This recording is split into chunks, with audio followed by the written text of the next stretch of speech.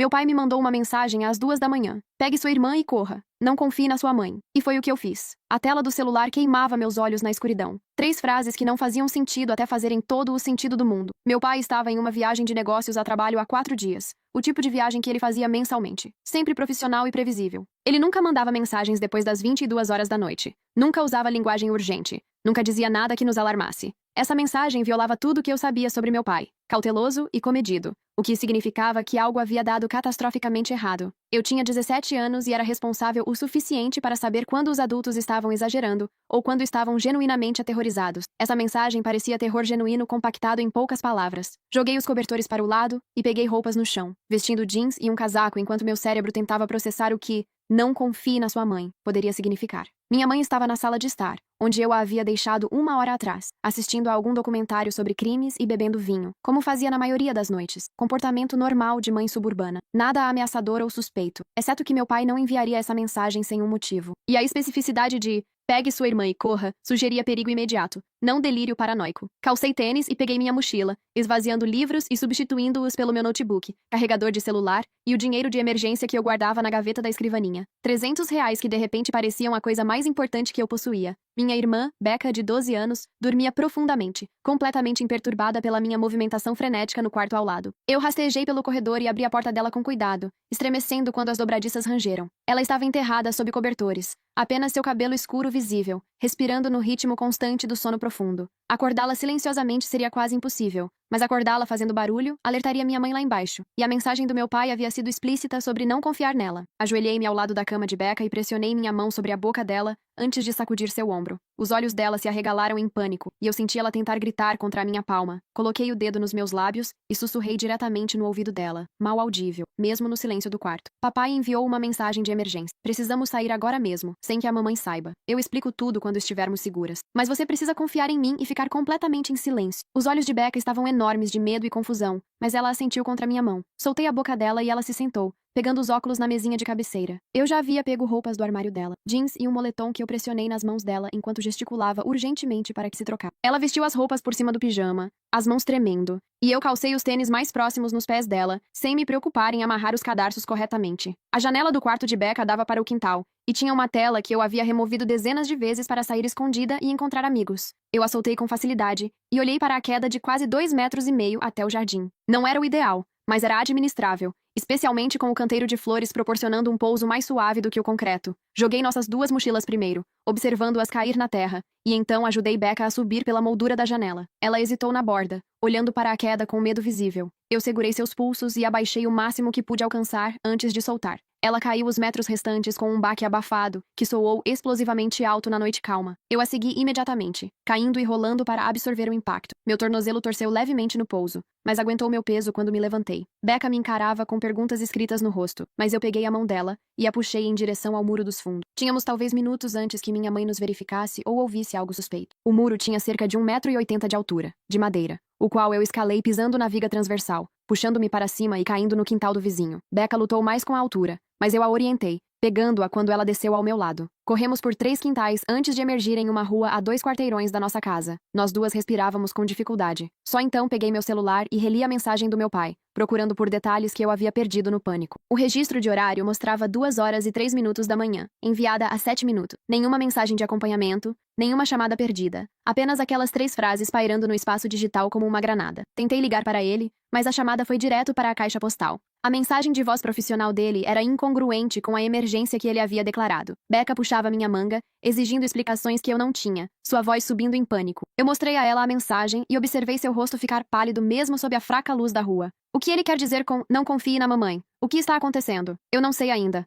mas o papai não diria isso a não ser que fosse sério. Precisamos ir para um lugar seguro e descobrir o que está acontecendo. Eu estava tentando parecer calma e no controle, apesar de não ter nenhum plano além de fugir da nossa casa. Estávamos paradas em uma rua residencial às 2 da manhã, sem ter para onde ir e sem como contatar o único pai que nos avisou para correr. Meu celular vibrou com uma nova mensagem, desta vez da minha mãe. "Onde vocês estão, meninas? Ouvi barulhos lá em cima." O tom casual parecia errado dadas as circunstâncias, como se ela estivesse fingindo que nada de incomum estava acontecendo, ou talvez nada de incomum estivesse acontecendo da perspectiva dela. Talvez a mensagem do papai fosse a aberração, e a mamãe estivesse genuinamente confusa sobre filhas desaparecidas. Mas eu continuava pensando naquelas palavras, na especificidade do aviso, no fato de o celular do papai estar agora desligado. Outra mensagem da mamãe apareceu antes que eu pudesse decidir como responder. Isso não tem graça. Desçam agora mesmo ou eu chamo a polícia. Dodge. A ameaça caiu estranhamente. Porque o que ela diria à polícia? Que as filhas adolescentes saíram de casa à noite? Não estávamos desaparecidas ou sequestradas. Tínhamos saído voluntariamente com base no aviso do nosso pai. A não ser que a mamãe tivesse motivos para querer o envolvimento da polícia.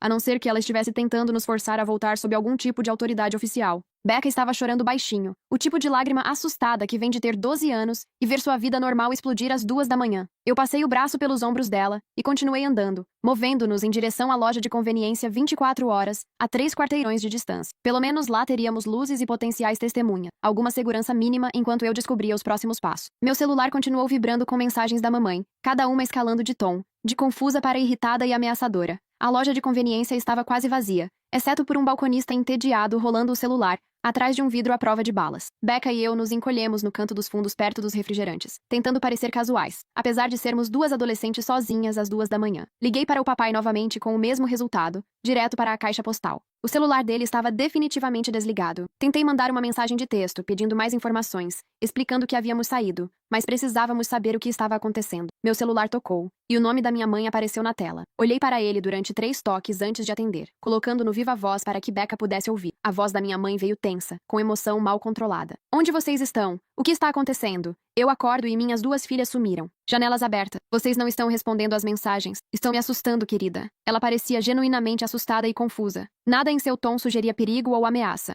mas a mensagem do papai continuava ecoando na minha mente. A urgência e a especificidade que nos fizeram correr. Papai nos mandou uma mensagem, eu disse com cuidado, observando o rosto de Becca em busca de reações. Ele disse para sairmos de casa e não confiarmos em você. Precisamos saber por que ele diria isso. O silêncio do outro lado se estendeu por tanto tempo que pensei que a ligação havia caído. Então minha mãe riu. Um som seco que arrepiou cada pelo da minha nuca. Seu pai mandou uma mensagem para você às 2 da manhã dizendo para fugir de mim. Isso é insano. Ele está em uma conferência, provavelmente bêbado em algum bar de hotel. Ele não sabe o que está dizendo, mas eu nunca tinha visto meu pai bêbado na vida. Ele mal bebia, mesmo em festas, e a mensagem não parecia de alguém bêbado, parecia de alguém aterrorizado. Por que ele diria especificamente para não confiar em você? Do que ele tem medo que você faça? A respiração da minha mãe ficou mais rápida na linha, e quando ela falou novamente, a voz dela havia mudado para algo mais duro. Ouça-me com muito cuidado. Seu pai está tendo algum tipo de colapso mental. Ele tem agido de forma paranoica há semanas, dizendo coisas estranhas, me acusando de coisas que não são verdadeiras. Eu não queria preocupar vocês, meninas, mas ele tem se consultado com um terapeuta por causa de delírios.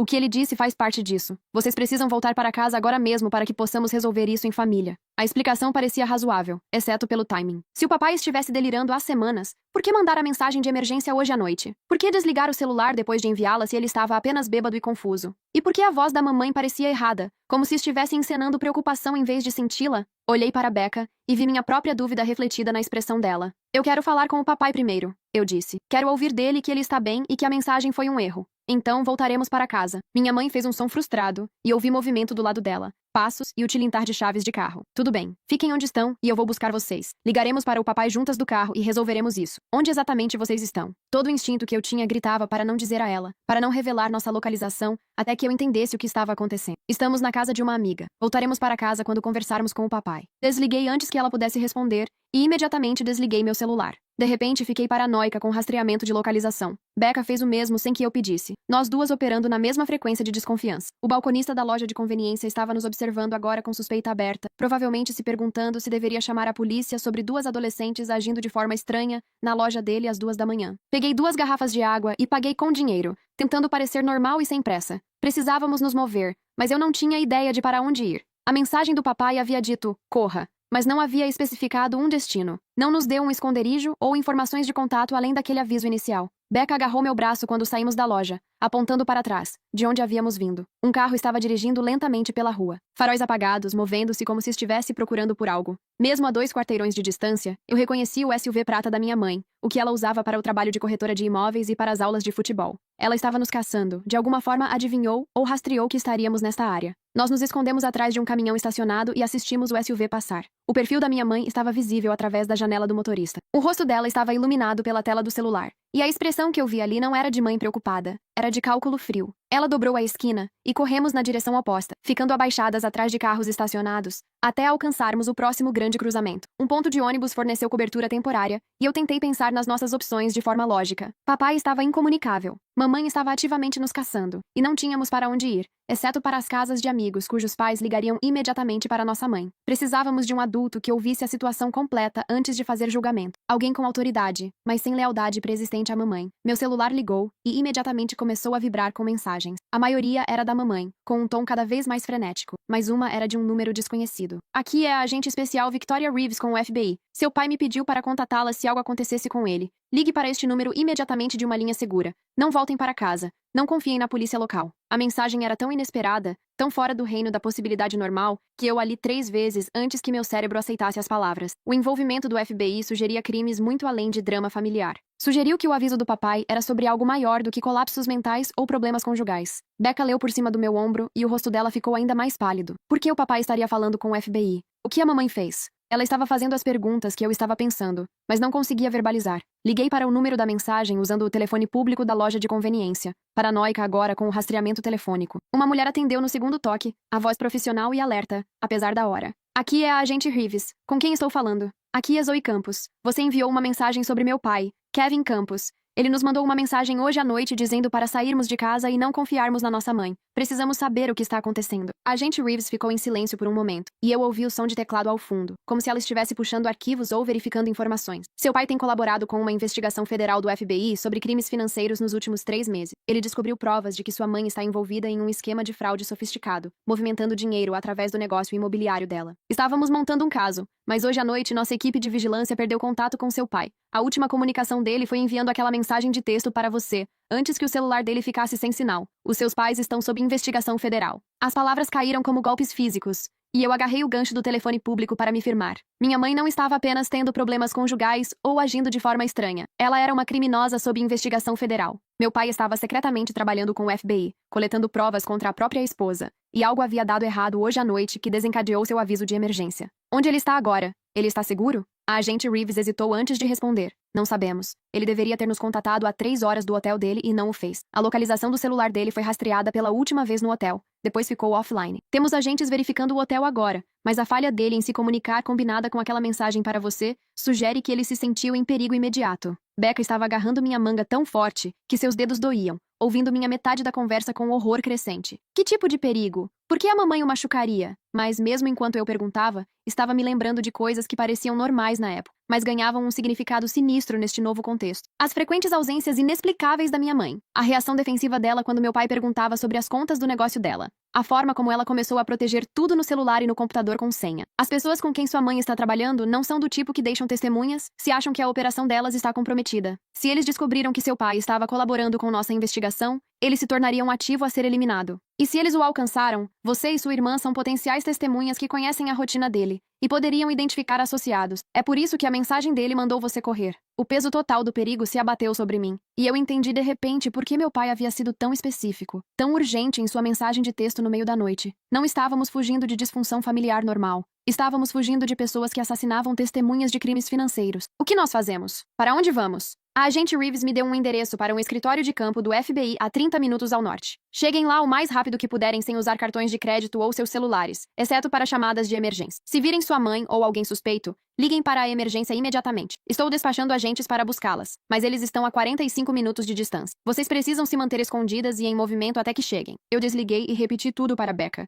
observando o rosto dela passar por descrença, medo e, finalmente, aceitação sombria. Aos 12 anos, ela estava processando que nossa mãe era uma criminosa. Nosso pai estava desaparecido e potencialmente morto, e estávamos fugindo de pessoas que matavam testemunhas. Era demais para qualquer um, mas especialmente para uma criança que havia ido para a cama pensando em lição de casa e drama com amigos. Uma empresa de táxi operava no centro comercial do outro lado da rua, e nós caminhamos rapidamente até lá, constantemente verificando se o SUV prata da mamãe estava por perto. O atendente estava meio adormecido, mas concordou em enviar um carro para nossa localização, perguntando o destino. Eu dei a ele um endereço a 2 quarteirões do escritório do FBI, paranoica em dar locais exatos, mesmo para empresas de táxi aparentemente inocentes. O táxi chegou 15 minutos depois, um sedã velho e batido dirigido por um homem que parecia irritado por ter sido acordado para uma corrida. Becca e eu subimos no banco de trás, e eu entreguei a ele dinheiro na frente, pedindo para dirigir com cuidado e evitar as estradas principais. Ele me deu um olhar olhar estranho, mas guardou o dinheiro e saiu do estacionamento. Tínhamos percorrido talvez 5 quilômetros quando faróis apareceram atrás de nós, se aproximando rapidamente. O motorista do táxi percebeu e praguejou, acelerando levemente. Alguém está nos seguindo desde que saímos. Provavelmente idiotas bêbados brincando. Mas eu me virei para olhar,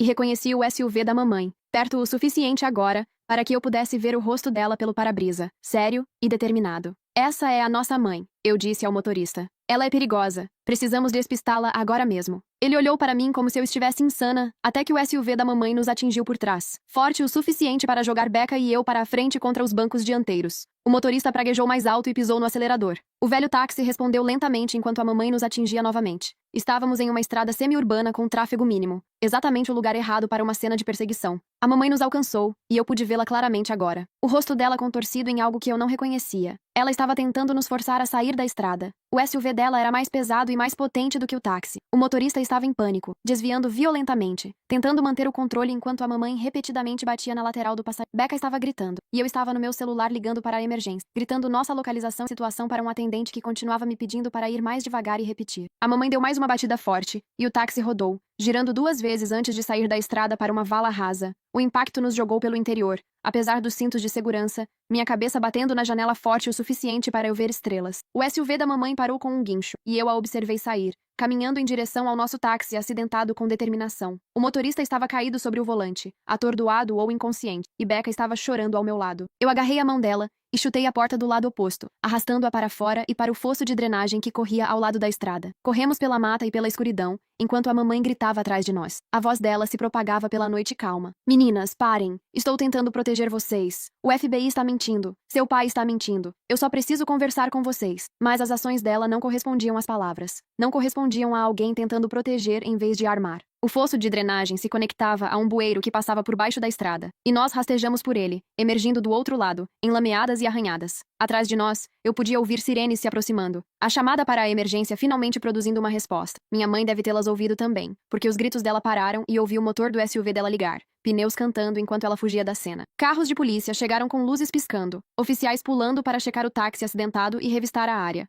Saímos do bueiro com as mãos levantadas, gritando que havíamos ligado para a emergência, e éramos as vítimas. Um oficial se aproximou com cautela, a mão na arma, enquanto o parceiro dele checava o motorista do táxi, que estava voltando a si lentamente. Eu expliquei tudo às pressas enquanto Becca chorava no meu ombro. O oficial parecia cético, até que mencionei a agente especial Victoria Reeves do FBI pelo nome, e mostrei a ele a mensagem do papai. A expressão dele mudou, e ele chamou algo codificado pelo rádio antes de nos mandar esperar na viatura, enquanto ele verificava nossa história. 20 minutos depois, SUVs pretos chegaram com agentes federais que mostraram distintivos e nos levaram sob custódia da polícia local. A agente Reeves era uma mulher na casa dos 40 anos, com olhos perspicazes e uma expressão que sugeria que ela havia visto demais para se surpreender com qualquer coisa. Ela envolveu cobertores de emergência em nós duas e nos guiou para um dos veículos. Seu pai está vivo, ela disse imediatamente, e eu senti algo em meu peito se soltar. Ele foi atacado no quarto de hotel hoje à noite, mas lutou contra os agressores e escapou. Ele está sob custódia protetora e perguntando por vocês. Os associados de sua mãe falharam em matá-lo, então mudaram o alvo para vocês, provavelmente esperando usá-las como alavancagem para impedir seu pai de testemunhar.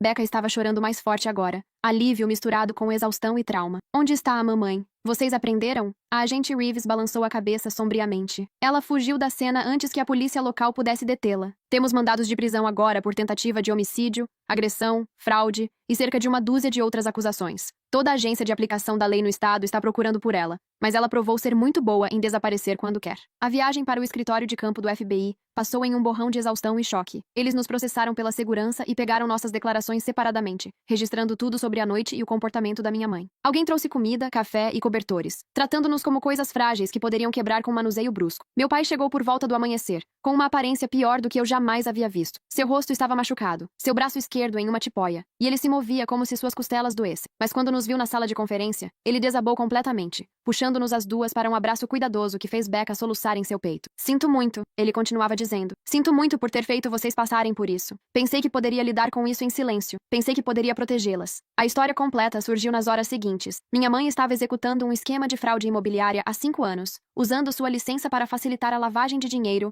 para uma organização criminosa. Meu pai descobriu provas disso por acidente. Encontrou comunicações que deixavam claro que ela não estava apenas envolvida, mas era central para a operação. Ele procurou o FBI em vez de confrontá-la diretamente. Passou 3 meses secretamente coletando provas enquanto fingia que tudo estava normal. Hoje à noite, os associados da minha mãe descobriram sua colaboração através de um vazamento na investigação. Eles enviaram pessoas ao hotel dele para eliminar o problema da testemunha, mas meu pai estava paranoico o suficiente para ter fechaduras extras e um plano para exatamente esse cenário. Ele lutou contra eles e escapou, mas não antes de nos enviar aquele aviso, sabendo que, se tivessem vindo atrás dele, viriam atrás de nós em seguida. Ela nunca planejou machucá-las diretamente, meu pai explicou, sua voz falhando. Ela queria pegá-las, antes que o FBI pudesse usá-las como garantia para me forçar a não testemunhar. Mas quando vocês fugiram, quando não voltaram para casa, ela entrou em pânico. A mulher que perseguiu vocês hoje à noite não era sua mãe protegendo seus filhos. Ela era uma criminosa protegendo sua operação por todos os meios necessários. O julgamento aconteceu 8 meses depois. Minha mãe foi presa na fronteira tentando fugir com documentos falsos e uma quantia substancial em dinheiro. A evidência que meu pai e o FBI haviam reunido era esmagadora,